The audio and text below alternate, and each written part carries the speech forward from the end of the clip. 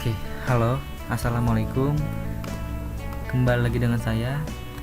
Perkenalkan, nama saya Dandi Anastasa. Di kesempatan kali ini, di video ini saya akan menjelaskan tugas ke-10 dalam data mining atau assignment 10. Pada video kali ini saya akan menjelaskan sebuah teknik klasifikasi atau klasterisasi, di mana untuk menentukan sebuah kelompok dalam sebuah data. Nama tekniknya yaitu K-means clustering algoritma. Oke. K-means teknik clustering atau klasterisasi ini berbeda dengan teknik klasifikasi lain karena tidak ada label yang diberikan untuk menentukan sebuah pengelompokan prediksi. Jadi dia ini nggak punya sebuah label seperti Naive Bayes. Seperti klasifikasi lain, contohnya itu Naive Bayes C4.5, dia kan mempunyai sebuah label ya yang ditentukan untuk melakukan sebuah prediksi. Di dalam K-means ini sendiri kita tidak menggunakan sebuah pelabelan, kita hanya melakukan sebuah pengelompokan data. Dalam clustering, data dikelompokkan secara otomatis tanpa perlu diberitahu labelnya. Jadi kita mengelompokkan data tanpa perlu diberitahu labelnya, dia ada di kelompok mana dan dia ada di kelompok mana juga. Si A ada di kelompok mana dan B ada di kelompok mana, seperti itu. Oke, lanjut. Oke, ini merupakan sebuah penjelasan tentang K-means ya dari seorang Hidantan. Clustering adalah data yang tidak mempunyai label atau kelas, sehingga sering disebut dengan teknik unsupervised learning. Jadi dia nggak punya sebuah pelabelan ya, jadi dia nggak bisa dibilang sebagai teknik klasifikasi. Oke, selanjutnya dari Xiang, Zhu, Ma, Meng, dan An. Tujuan dari clustering adalah pengelompokan data ke dalam beberapa cluster berdasarkan tingkat kemiripan. Jadi kita mengelompokkan data berdasarkan tingkat kemiripan, tingkat pendekatannya dengan sebuah cluster tersebut. Yang ketiga, Zhang, Ouyang, dan Ning. Clustering adalah data yang tidak mempunyai label atau kelas, sehingga sering disebut dengan teknik ya sama seperti ini. Oh, sepertinya saya salah ya. Maaf. Oke, menurut Zhang, Ouyang, dan Ning ini, K-means ini tingkat kemiripannya itu dihitung berdasarkan jarak antara data. Jadi semakin dekat data tersebut dengan cluster yang kita tentukan, maka dia merupakan bagian dari cluster tersebut. Nah, ini seperti ini contohnya. Penclusteran atau clustering digunakan untuk melakukan pengelompokan data ke dalam sejumlah kelompok cluster berdasarkan karakteristik masing-masing data pada kelompok-kelompok yang ada. Jadi misalnya seperti ini, data segitiga merah ini dikelompokkan berdasarkan bentuk yang sama. Seperti itu juga dengan lingkaran putih ini, dia dikelompokkan berdasarkan tingkat kemiripannya. Jadi sebuah data itu dikelompokkan berdasarkan klaster-klasternya dia. Jadi misalnya dia semakin dekat dengan klaster tersebut yang pada warna merah ini, maka dia adalah bagian dari merah. Begitupun dengan hijau, semakin dia dekat dengan klaster hijau atau kelompok hijau, maka dia bisa dikategorikan sebagai kelompok hijau. Yang titik-titik ini juga, semakin dia dekat dengan segitiga warna biru, maka dia bisa dikatakan dia punyanya biru, bukan si hijau ataupun merah, ungu, dan lain-lain. Karena dia yang paling dekat, maka dia sebagai acuan dalam kelompoknya, clusternya. Oke, di sini dalam melakukan K-means algoritma ini terdapat 6 tahapan ya. Di antaranya itu yang pertama sudah pasti kita akan menyiapkan dataset. Kalau tidak ada dataset, tidak mungkin kita melakukan sebuah klasifikasi ya, atau cluster, bukan klasifikasi. Selanjutnya kita menentukan jumlah cluster atau K, menentukan jumlah cluster yang kita inginkan. Untuk jumlah ini tidak boleh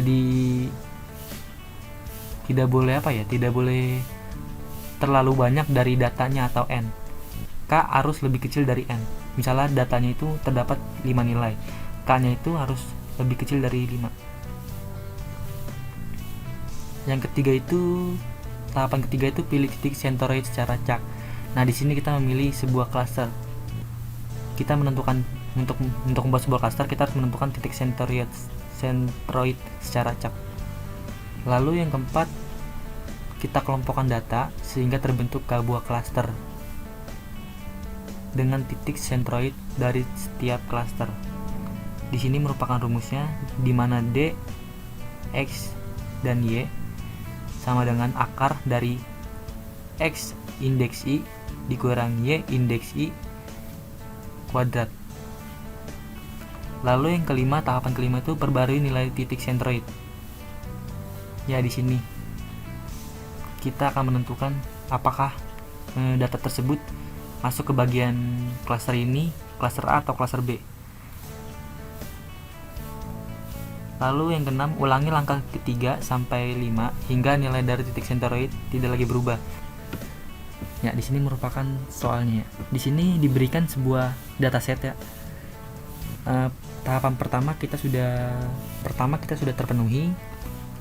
Di sini kita sudah memiliki sebuah dataset di mana di sini terdapat dua atribut, di mana atribut 1 memiliki 6 buah nilai dan atribut 2 memiliki 6 buah nilai juga. Oke. Selanjutnya, kita harus menentukan jumlah klaster. Ingat ya, tadi sebelumnya untuk melakukan sebuah pengklasteran, kita harus menentukan klaster ini tidak boleh lebih banyak dari n-nya. Jadi kalau ini ada 6, K itu nggak boleh lebih dari 6. Oke. Dari dataset atribut, saya akan memberikan sebuah klaster menjadi dua bagian saja. Di sini dua kelompok atau klaster, sehingga titik centroid yang dipilih yaitu C1 atau klaster pertama. Itu titik yang saya pilih itu dalam X, kita definisikan atribut 1 ini sebagai X dan atribut 2 ini sebagai Y. Soalnya agak panjang untuk dituliskan. Oke, untuk X sendiri ini saya mengambil nilai 1 dan Y saya mengambil nilai 2. Lanjut ke klaster kedua atau C2. Untuk X nya saya mengambil nilai dari X itu 5 yang ada pada nomor 3 ini, dan Y pada atribut 2 itu bernilai 6. Oke, ini merupakan klaster yang saya pilih. Jika kalian ingin mencobanya, kalian bisa menggunakan atribut-atribut lain, nilai-nilai lain. Oke, lanjut. Sekarang ke tahapan ketiga. Pada tahapan ketiga ini kita disuruh memilih titik centroid secara acak. Oke. Pada langkah di atas, di langkah kedua tadi, kita sudah menentukan ya, dataset kami akan dibagi menjadi dua kelompok atau klaster. Nah, saya sudah menggunakan titiknya tersebut, yaitu C1 atau klaster pertama dan C2 klaster kedua. Saya membaginya menjadi dua kelompok, dimana indeksnya ini ada 1 dan 2, 5 dan 6. Lanjut ke contohnya. Ini atributnya, atribut yang belum diperbaharui, dan ini visualisasinya. Oke, di dalam visualisasi ini data tersebar di dalam kurva X dan Y ya, dimana X adalah atribut 1 dan Y adalah atribut kedua. Yang saya beri tanda hati ini merupakan klaster yang saya pilih, yang saya ingin tentukan. Jadi di sini posisi awalnya, di sini posisi awal C2 untuk klaster kedua. Ini merupakan titik-titik sebaran datanya dari data tersebut. 1, 3. Ya, ini 1, 3. Begitupun seterusnya. Ini masih tahapan awal, masih visualisasi awalnya. Nanti akan dilakukan sebuah pengubahan. Kali ini termasuk dalam klaster 1 atau klaster 2, ini juga sama. Oke, lanjut ke tahapan keempat. Nah, di sini kita akan mengelompokkan data. Kita akan mengelompokkan data sesuai banyaknya jumlah nilai ya. Tadi kan nilainya ada 6 ya. Ada 6 nilai. Kita akan mengelompokkan data secara satu persatu ke dalam kelompok 1 atau klaster pertama dan kelompok 2 atau klaster kedua. kita akan mengelompokkan satu persatu. Untuk rumusnya tadi sendiri ini XI dikurang YI, berarti di sini saya akan mengurangkan 1 dikurang 1 kuadrat ditambah 3 dikurang 2 kuadrat sama dengan 1. Kenapa bisa 1 kurang 1 ditambah 3 kurang 2? Karena di sini kita mengurangkan data pertama dengan si atau kelompoknya. Jadi ini kan 1 ya. 1 sama 3 itu adalah data XY-nya. 1 dan 3. Lalu 1 dikurang 1 ini adalah titik centered yang saya pilih. Oke, lanjut ditambah 3 Y 3 dikurang 2. 3 dikurang 2 ini sebentar, sepertinya saya salah. Maaf, saya salah milih ini. Oke, maaf, tadi ada kesalahan. Titik Y saya itu adalah 2. Sebentar ya, titik Y saya sama dengan 2 yang saya pilih tadi. Jadi 1 itu dapat dari atribut pertama, atribut 1 di indeks pertama, dikurang 1 ditambah 3 dikurang 2. Jadi Y X dikurang XI ditambah Y dikurang YI, atau kebalik seperti itu. Jadi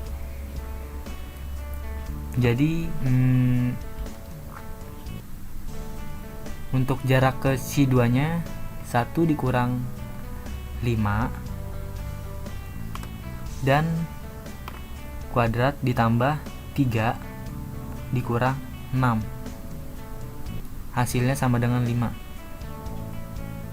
Contohnya seperti ini, 1 kurang 1 0, 0 kuadrat sama dengan 0 ditambah 3 kurang 1 sama dengan 1, 1 kuadrat sama dengan 1, akar 1 sama dengan 1. Lalu kita hitung ke data selanjutnya, yaitu data kedua. Ini data kedua. Lalu lanjut lagi ke data ketiga sampai semua datanya tersebut dijelajahi atau dihitung. Oke, data kedua pada atribut kedua ini, pada atribut pertama ini 4 dikurang 1, yaitu nilai di baris kedua 4 dikurang 1 ditambah 2 itu dapat dari mana? Dari sini, dikurang 2, lanjut ke jarak ke si 2 nya, klaster kedua 4 dikurang 5 ditambah 2 dikurang 6. Data ketiga juga sama, 5 sama 7 ya. 5 sama 7 ini merupakan data dari atribut 1 sama atribut kedua ya. 5 sama 7, 5 kurang 1 dan seterusnya,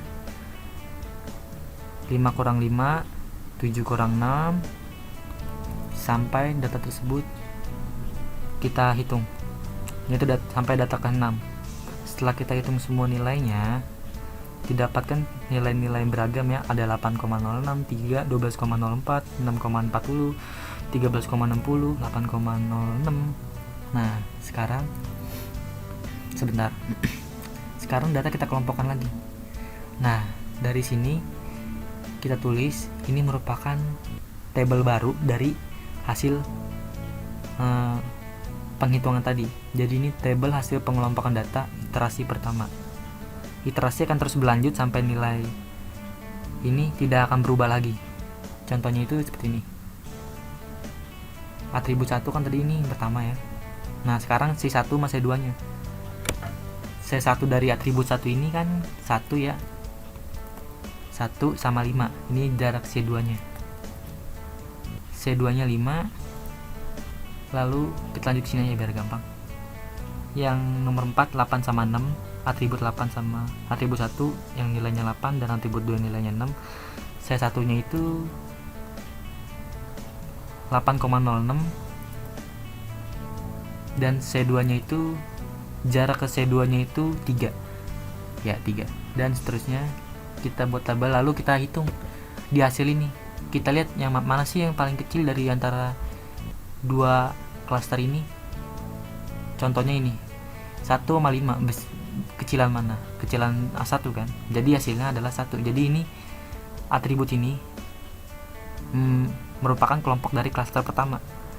Lalu selanjutnya C1 nya 3, C2 nya 4. Jadi lebih kecil mana? Lebih kecil C1 kan? Jadi ini merupakan C1 karena dia yang lebih dekat dengan klaster 1. Nah, lalu ini 5 sama 7, C1 nya 6,40 sama 1. Lebih kecil mana? Lebih kecil yang C2 kan? Karena dia bernilai 1, maka dia punyanya C2. Lanjut, ini juga sama, punyanya C2, ini juga sama, C2. Jadi dari iterasi pertama ini kita dapatkan bahwa dua atribut ini, dua data ini merupakan kelompok C1 dan 4 data ini merupakan kelompok K2. Tapi penghitungan belum selesai sampai di sini. Lanjut ke tahapan kelima. Di sini kita akan memperbarui nilai titik sentroid yang sebelumnya saya pilihkan 1 dan 2, 5 dan 6 untuk C1 dan C2-nya. Sekarang kita akan menghitung sentroid baru. Nah, di sini akan menjadi sebuah acuan apakah data tersebut berubah atau tidak. Oke, untuk titik sentroid 1 atau C1 baru, iterasi pertama, atribut 1 sama dengan X, sama dengan 1 tambah 4 dibagi 2. Dapat dari 1 tambah 4 itu dari mana? Dari sini. Kan kita mencari nilai X ya, atau atribut 1 tambah 4. Mana sih yang dari atribut 1 ini yang kelompok C1? Oh, ternyata ini 1 tambah 4. Jadi 1 tambah 4 dibagi jumlah datanya 2. Jadi 1 tambah 4 sama dengan 5 dibagi 2, 2,5. Begitu juga dengan atribut 2Y, 32. Mana sih kelompok dari C1? Oh, ini. Habis itu kita lanjut ke atribut 2, yaitu Y, 32. Oke, 3 tambah 2 dibagi 2 karena jumlah datanya ada 2. Lanjut ke titik sentroid 2, C baru atau cluster 2, iterasi pertama. Untuk atribut satunya atau X nya itu yang mana sih yang ada di X tuh, yang punyanya cluster 2? Ada 4 kan ya? 1, 2, 3, 4. Nah, di X itu kan atribut 1 ya. Oh, ada 4 ya. Ada 5, 8, 9 sama 12. Kita tambahin aja dibagi 4. Hasilnya 8,5. Begitu juga dengan atribut Y. Datanya ada yang dari C2 tuh kan ada 4. Di Y itu ada 10, 11, 6 dan 7. Hasilnya 8,5 juga. Seperti itu. Lanjut. Oh ya, sebelumnya seperti ini. Karena titik sentroid lama sama dengan titik sentroid baru itu nilainya tidak sama. Ini 1, 2, 5, 6 ya. Ini 2,5, 2,5, 8,5, 8,5. Karena tidak sama, maka iterasi akan kita lanjutkan sampai nilai ini tidak akan berubah lagi. Oke, ini yang baru ya. Kita akan menggunakan ini langkah ke-6 atau tahapan ke-6. Kita ulangi langkah 3 sampai 5 hingga sentroid tidak berubah lagi.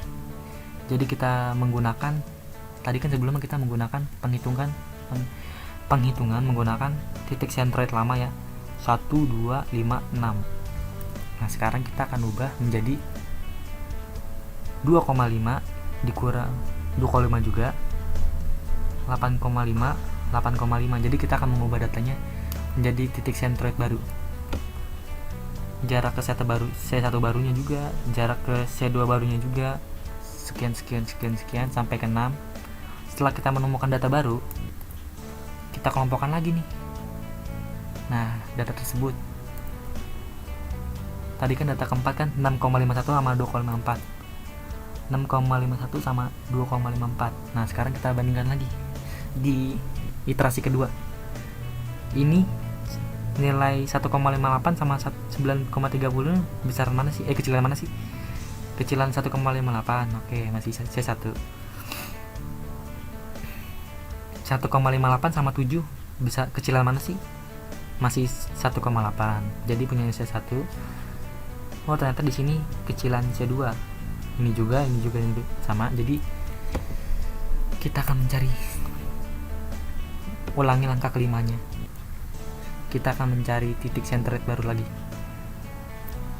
1 tambah 4. Ternyata dari data ini tidak ada yang berubah posisi ya.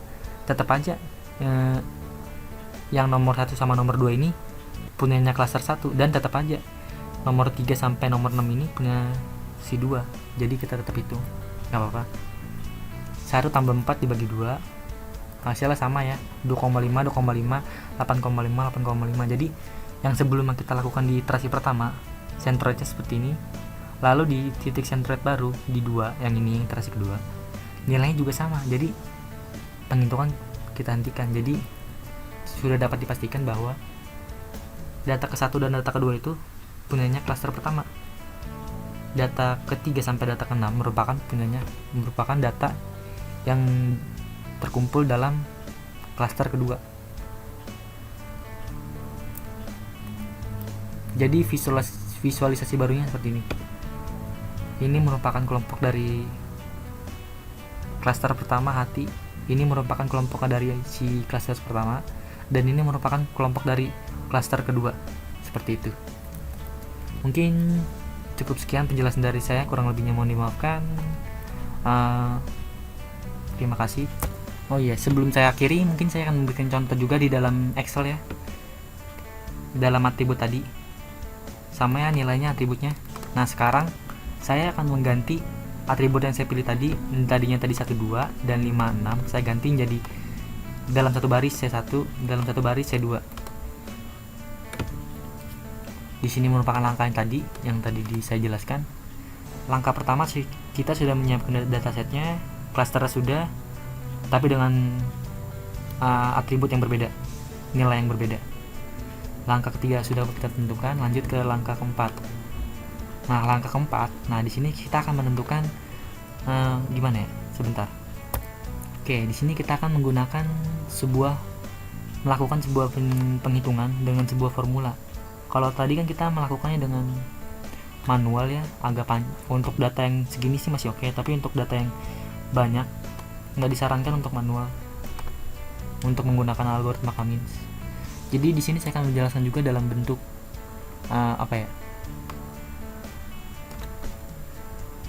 Excel, penjelasan dengan formula. Di sini kan tadi kan ada rumus seperti ini ya, dengan akar ya, akar n xi dikurang yi kuadrat, seperti itu untuk langkah ketiga, untuk langkah keempatnya. Nah seperti ini kita gunakan dengan sebuah formula dalam Excel ya. Untuk melakukan sebuah pengakaran, kita menggunakan fitur atau formula SQRT. Ini merupakan formula dalam melakukan pengakaran. Kita buka kurung lagi. Lalu di sini kita akan mencari, kita ulangi. Di sini kita menggunakan sebuah formula akar yaitu SQRT. Kita buka kurung, buka lagi. Lalu kita pilih data pertama yaitu 1 untuk X-nya. Lalu kita kurang dengan data kita X di C1 yaitu 4, kita absolutkan,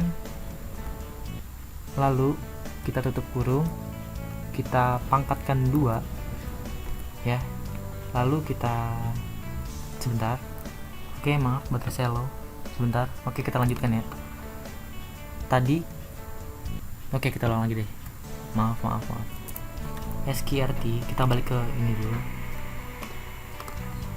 SQRT, kita buka kurung lagi, lalu kita pilih data pertama pada atribut 1 yaitu 1, lalu kita kurang dengan nilai C1 yaitu 4 ya, ini beda dengan tadi ya. Lalu kita absolutkan dengan F4, lalu jangan lupa tutup kurung, kita pangkatin 2 seperti rumus tadi ya, lalu kita tambah dengan yang atribut keduanya. Jadi atribut keduanya itu yang 3 ya, yang 3, oke, dikurang dengan atribut kedua dari C1 atau klaster pertama yaitu 2, kita absolutkan lagi yaitu dengan F4 atau kita kunci, lalu kita tutup, kita pangkatkan 2, lalu kita enter ya. Ini merupakan hasilnya 3,16. Berbeda dengan manual tadi, kita harus menghitung semuanya. Kalau di sini kita tidak perlu, kita tinggal blok saja, lalu kita semuanya jadi, tinggal blok-blok jadi. Kita hilangkan komanya dulu, jangan, kita bikin 2 koma saja. Untuk 0 kita bikin 0 saja.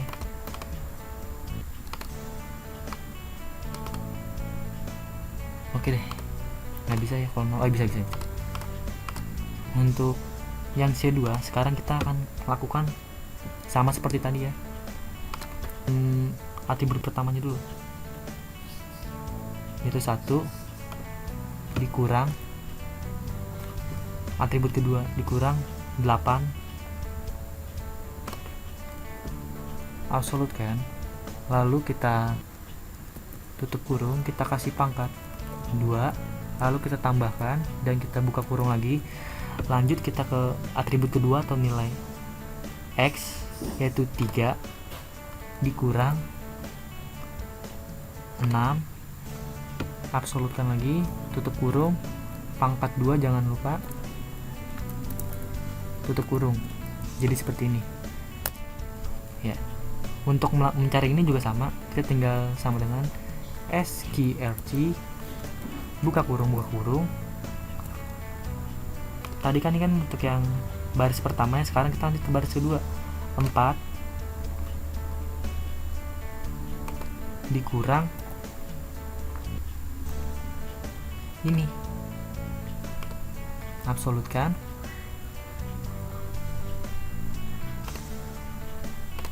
Nah seperti itulah, biar nggak panjang kita langsung blok saja ya, seperti contohnya. Langsung kita blok saja. Nah jadi seperti ini hasilnya.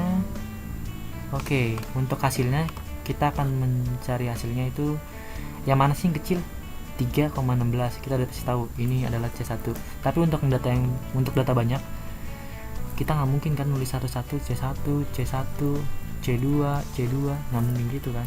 Maka dari itu kita menggunakan sebuah di sini kita menggunakan pengkondisian if else, pengkondisian if, dimana fungsi if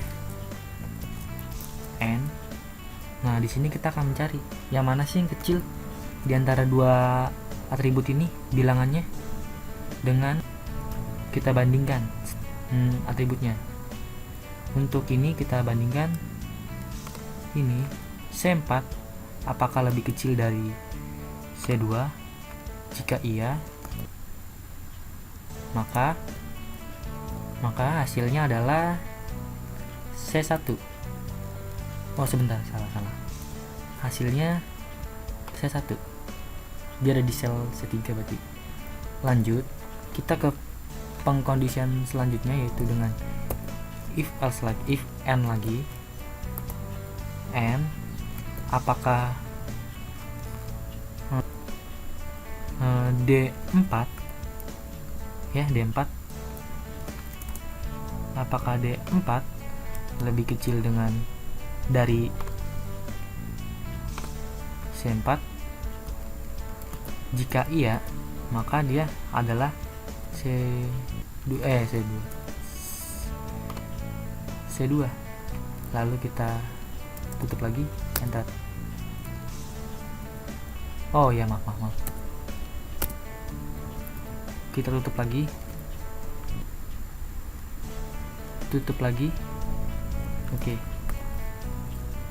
Oke, dia hasilnya adalah C1. Berarti C1 lebih kecil daripada C2. Untuk penganalogiannya seperti ini. Saya berikan sebuah data ke I, data ke 1 saya contohkan 3,16 ya. Seperti ini. Data ke I, dia tuh jaraknya tuh lebih dekat dari ke C1 dibandingkan ke C2 yang hanya berjarak 3,16 dibandingkan yang berjarak dengan jarak 7,62.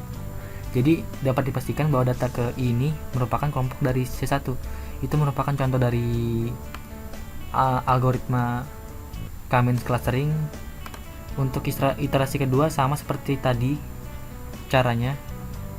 Kita gunakan centroid baru, lalu kita bandingkan hasilnya lagi, apakah titik centroidnya berubah atau tidak. Kalau berubah, maka dilanjutkan ke iterasi ketiga, keempat, kelima sampai data tersebut tidak berubah lagi, titik tersebut tidak berubah lagi, hasilnya masih tetap, misalnya hasilnya masih tetap C1, C1, C2, C2, C2, C2, maka dia masih belum berubah. Tapi untuk data yang sekecil ini sih kecil kemungkinannya ya dia akan berubah posisi ya dari C2 ini jadi C1.